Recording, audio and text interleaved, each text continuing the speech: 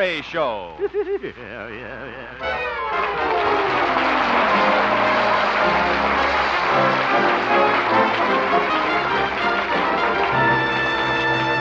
And now, Harold Peary as Honest Harold, the Homemaker.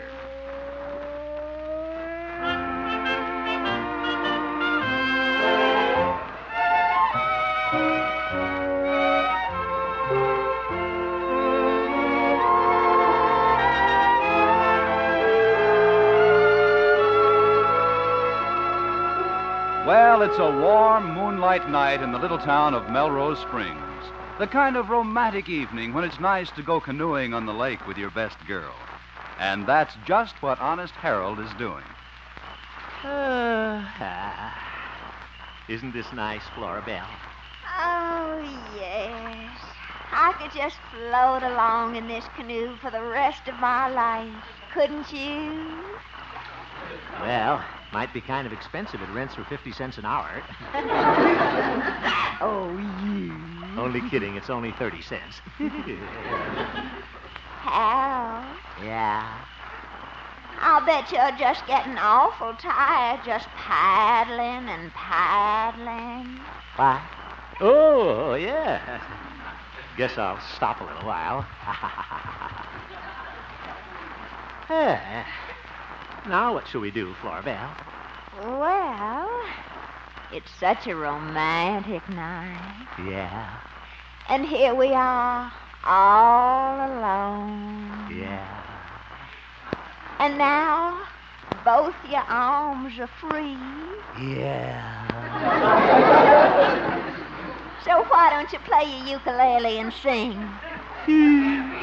Now, come on, my cute little old troubadour. Well, all right. Why do I love you? Why do you love me? Why should there be two as happy as we? Can you see the why or wherefore I should be the one you care for? You're a lucky girl. I am lucky too. All our dreams of joy seem to come true. Maybe that's because you love me. Maybe that's why I love you.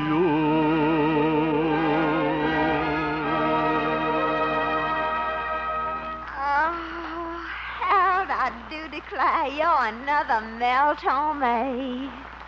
Who? You know, the Velvet Fog. Just call me the Muslin Mist. Flora Belle, Yes. how about a little kiss? Now, Harold. You better kiss me or I'll rock the boat. Harold.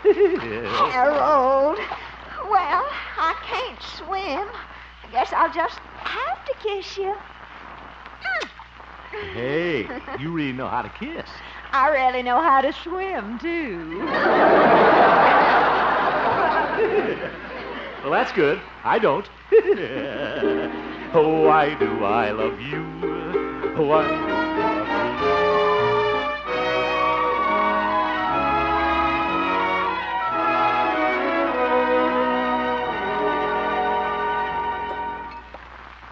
Well, good morning. Good morning, son. Good morning, Marvin. Hi, Harold. Sorry I'm late for breakfast, Mother. Oh, that's all right. Here's your coffee. Thanks.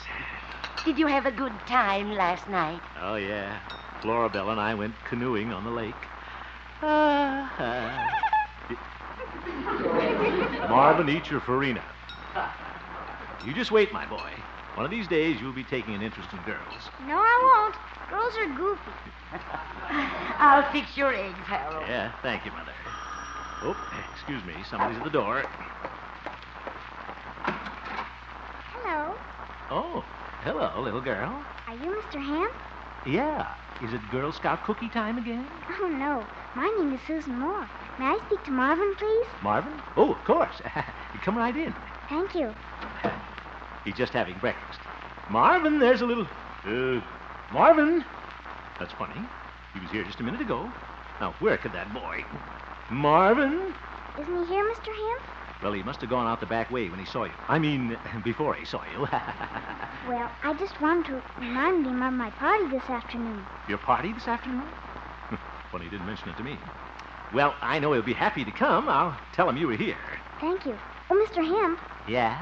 Tell Marvin I want him to come especially.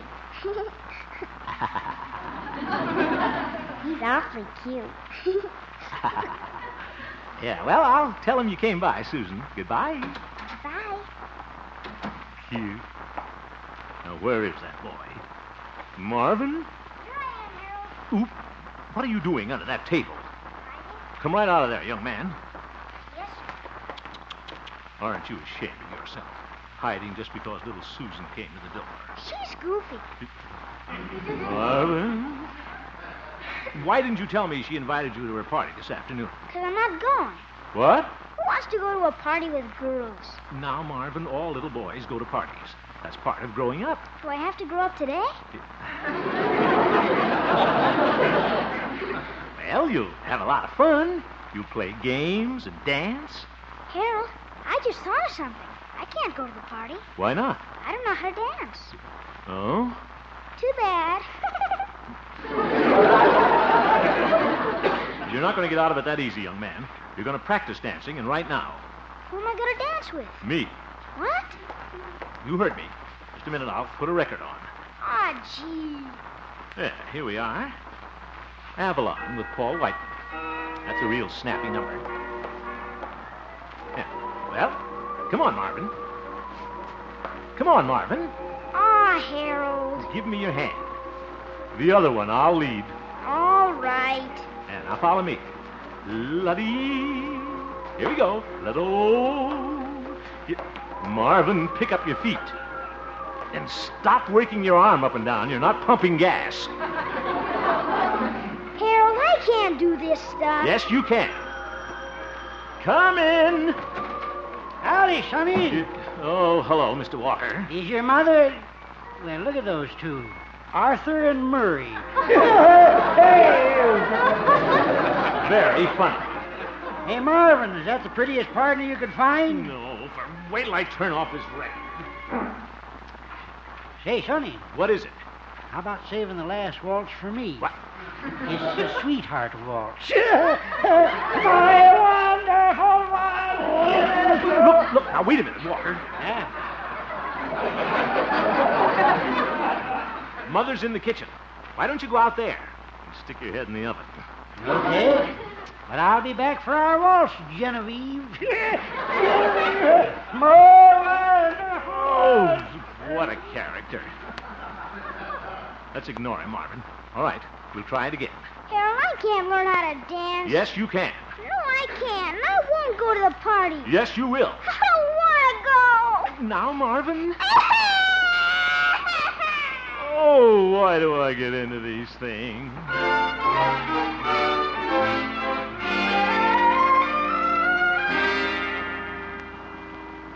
Harold, Yeah?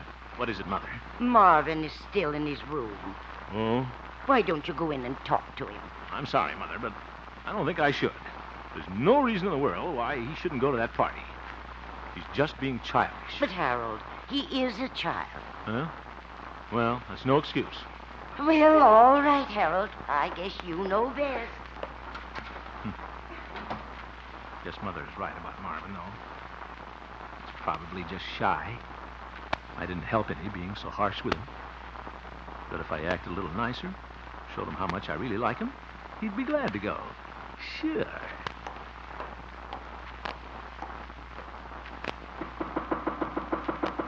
Marvin. Come in. Hello, Marvin. Hi. Marvin, I'm afraid I wasn't very understanding with you. That's What I mean is... right. Huh? That's all right. Well, I'm sorry. You know, I I was young once myself. Yeah, I saw your baby picture in the album. Yeah. That was the one on the bearskin. I was the bearskin on the right.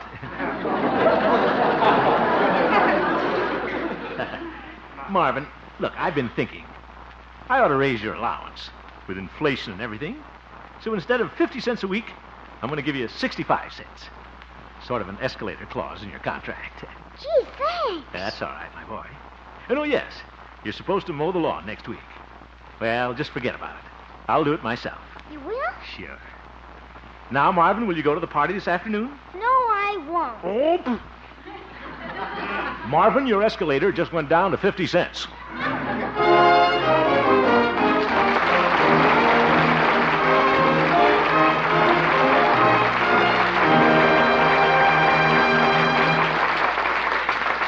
We will return for the second act of our story, Honest Harold, in just a moment.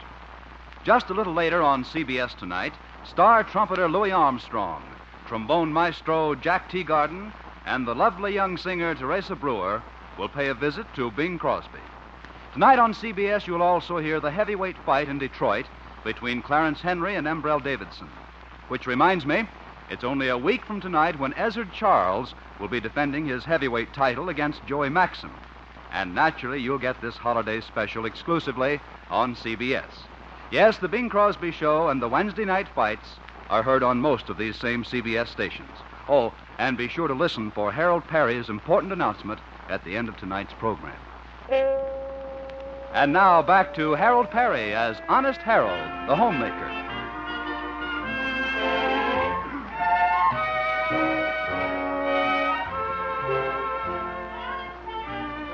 Well, Honest Harold is having his troubles with little Marvin. The boy has been invited to little Susan's birthday party this afternoon, but he's too shy to go. Right now, Marvin is in his room, and Harold is just entering his office at the radio station. What am I going to do with that boy? Afraid of girls. Why, when I was his age, I didn't stay away from girls. They stayed away from me. Yeah, should have been more like my old pal, Walter O'Keefe. Come to think of it, he's celebrating 21 years in radio. He looks older than that. Oh, well. Hello, Mr. Hemp. Yeah. Ooh. Well, hello, Susan. What are you doing down here? Well, I wanted to talk to you. Your mother said that Marvin isn't coming to my party. Well, we're having a little difficulty with him, Susan. You see, he's kind of shy. But he's just gotta come. You know something, Susie? I think you have a little crush on Marvin. Well... I'll bet they have a giggling good time together. Mr. Hemp, I think Marvin likes me, too. Huh? What makes you think so? Well, every time he sees me at recess, he throws rocks at me. Yeah, sounds pretty romantic, all right. Well, at least it shows he's interested. Oh, it does that. Well, Susan, it's time for my broadcast now. I'll speak to Marvin about the party when I go home for lunch. Thank you. Thank you for dropping over, Susan. Goodbye. Goodbye. Oh, and tell Marvin hello for me. I don't know what Marvin's got, but he's sure got it.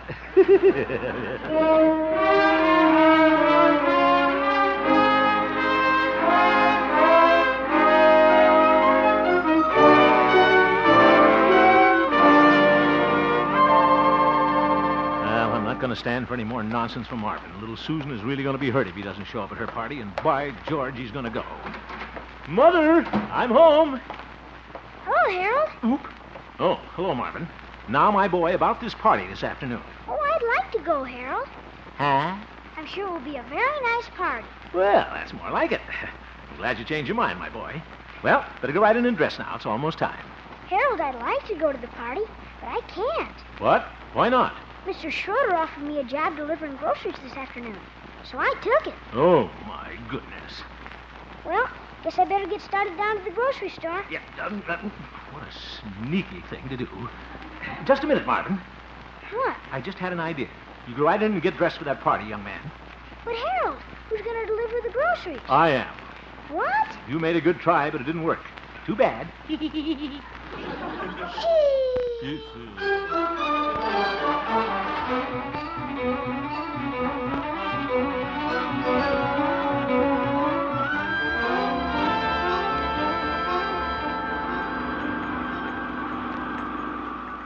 this delivering groceries in my Essex isn't so bad.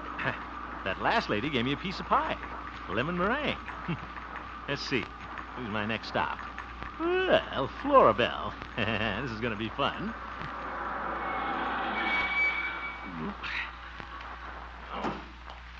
Let's see here. Carton is sure heavy. Guess Florabelle's on her watermelon diet again. She'll certainly be surprised to see me. I'll steal a little kiss at the back door. Grocery boy. Just a minute. Oh, dear. I'll open the screen door for... Well, Harold. Hello, Florabelle. Well, what on earth are you doing delivering groceries? Well, it's really Marvin's job. I'm just helping him out today. Oh, well. Come on in. Yeah, thanks. Let me see now. Oh, yes, I guess you can just put them right here on the table. Yeah, all right. Right down there's fine. Good. Yeah.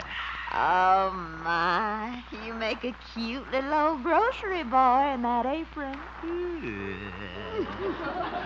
You know, this apron belongs to Mr. Schroeder's oldest boy, Tubby Schroeder. Oh, well, now, I suppose you're just busy as a bee delivering all those vegetables and things. Well, sort of. You know what they say, the rutabaga must go through. Oh, dear me. That is too bad. You know, Harold, I was hoping you'd have a little time to spend with me. Well, it wouldn't hurt to give my Essex a little rest, I guess. And now then, you're sure you're not in a hurry? Nah. Good. Then you can just tote my old washing machine down to the cellar. Huh? Oh, now it'll just take a minute for a big, strong grocery boy like you. But Florabelle, I'm a substitute. Oh, now come along, Harold. There it is. I'll just go on and open the cellar door for you. Trapped. Looks like a big fella, too. Well. Harold. Yeah? When you get it down there, put it in the corner by the croquet set. Yeah, croquet set. Yeah. Well, I better get in front of this thing. Kind of ease it down the steps.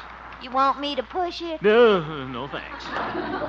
Yeah, well, here goes. Eef. Oof. Oof, oof.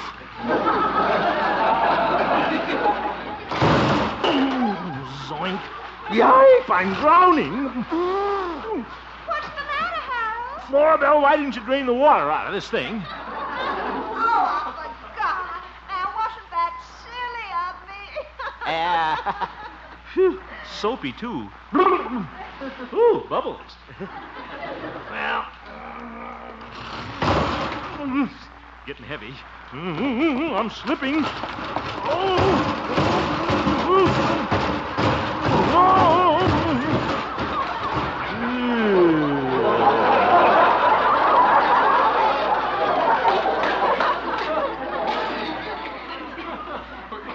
I'm either in the cellar or in somebody else's house. Made it. Harold? Yeah? Now that you're down there, would you mind bringing up the summer sofa? Do you see it, darling? See it? I'm lying on it, darling. Call me in an hour, Florabelle.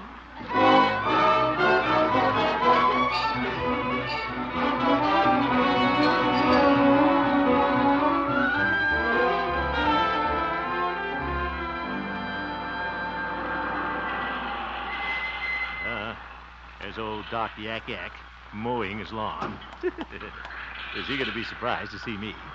Hello, Doc. Oh, hello, Harold. Well, pinch my paw and call me Doberman. Look at our new grocery boy. Now, all right, Doc. I'm doing this because Marvin is... I know, Harold. Your mother told me. Well, I'm in a hurry, Doc. I'll put your groceries right down here and...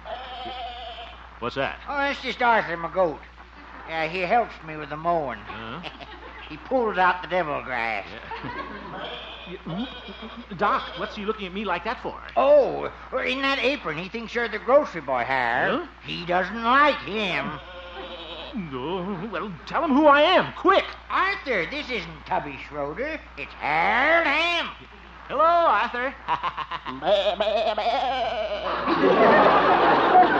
He's still glaring. Oh, see you later, Doc. Harold, I didn't pay for the groceries. Make it a charge. Oop, I didn't mean you, Arthur. Oh, if I can just make it to the Essex. Made it.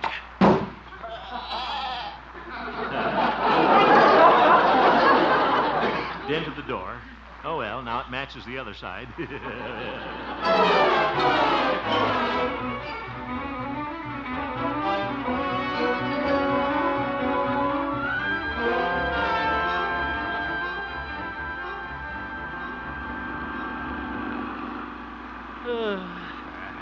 Well, just one more stop and I'm through. Thank goodness. I'll just hurry up now and... What's that? Old man Walker and his tractor up there, taking up the whole street. Hello there, Mr. Walker. I say. Yeah. Mr. Walker, you're blocking traffic. I say. Oh, hello, Sonny. Will you please pull over or speed that contraption up? Speed up. I got her up to 4 miles an hour now. I've seen people go faster than that backwards. Huh? Backwards? Yeah. Well, okay, here I come. What? Walker, look out!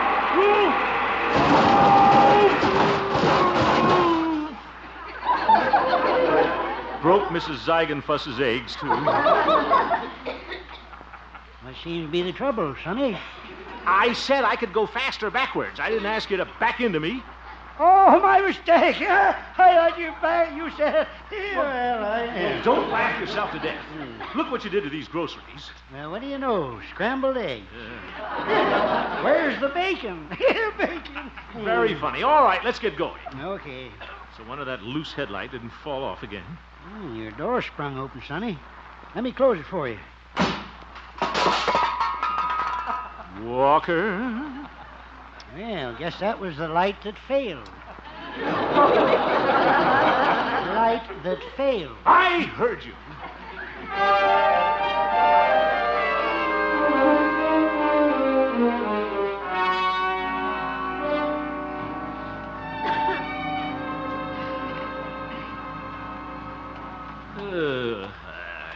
Certainly glad to get home. What a day.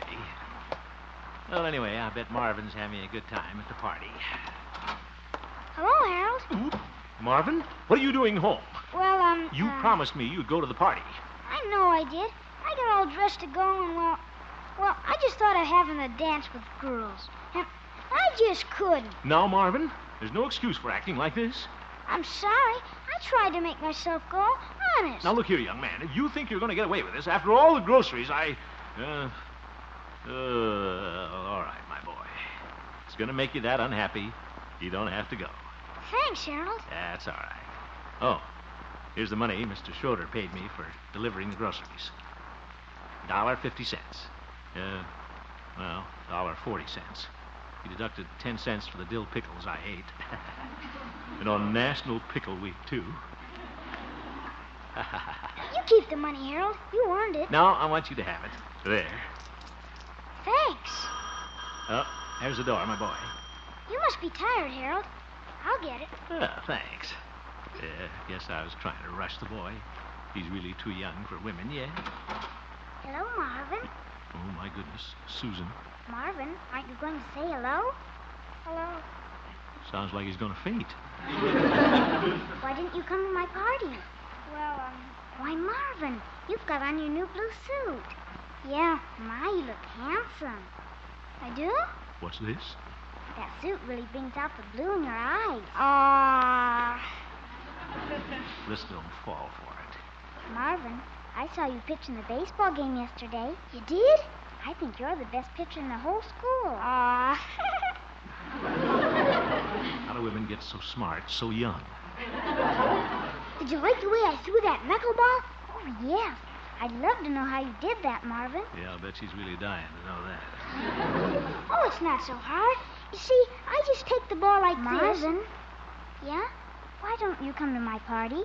You can explain it to me while we're dancing. All right. That's the slickest piece of work I've ever seen. Mr. Hemp. Goodbye, children. Have a good time. Hey, Susan, after the party, maybe we can get some ice cream sodas. I made $1.40 today. You made it. Oh, well, what the heck? I had all the dill pickles.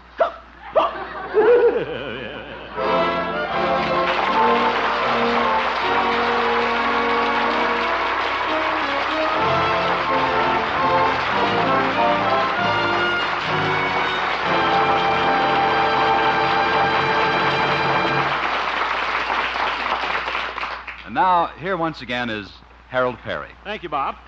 Before we present our second Honesty Award, I'd like to thank all our listeners for the wonderful mail response.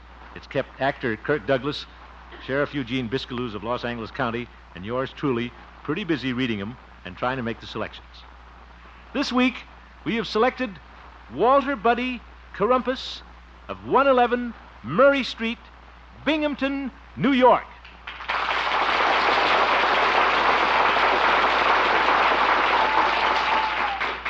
I quote from an article in the Binghamton Press dated May 8, 1951. Walter Buddy Carumpus of 111 Murray Street found a wallet containing $415 at a Triplets baseball game earlier this weekend and returned the money to its owner, Bernard A. Petiti.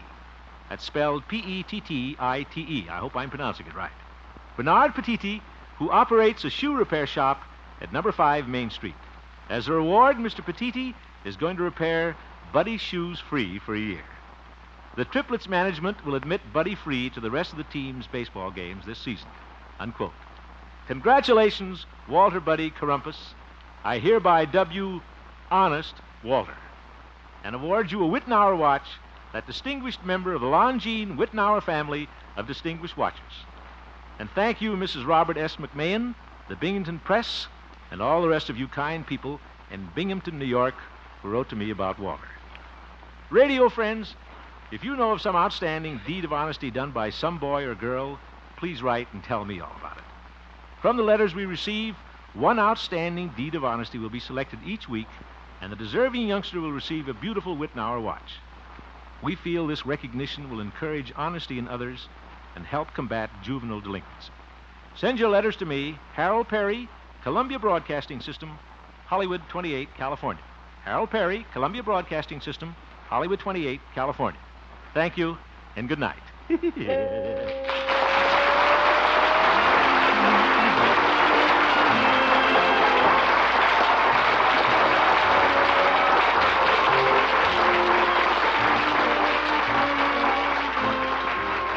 You have just heard the Harold Peary Show, Honest Harold.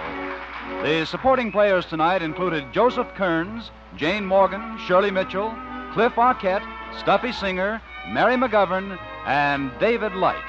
Norman McDonald directed, and the music was composed and conducted by Jack Meakin. Kind of pretty, too, wasn't it? Kind of pretty. Honest Harold, created by Harold Peary, was written by Gene Stone and Jack Robinson. Ladies and gentlemen, tomorrow night on Suspense, join Jeff Chandler for Fresh Air, Sunshine, and Murder. Suspense, radio's outstanding theater of thrills, will present Jeff Chandler as the owner of a Hollywood health studio who falls for his partner's wife and tries to mix fresh air, sunshine, and murder. Health clubs and murder. Hey, oh, brother. Don't miss it on Suspense, tomorrow night on CBS. Stay tuned now for The Bing Crosby Show, which follows immediately over most of these same CBS stations. This is CBS, where you meet Mr. Keene, tracer of lost persons, every Thursday night, the Columbia Broadcasting System.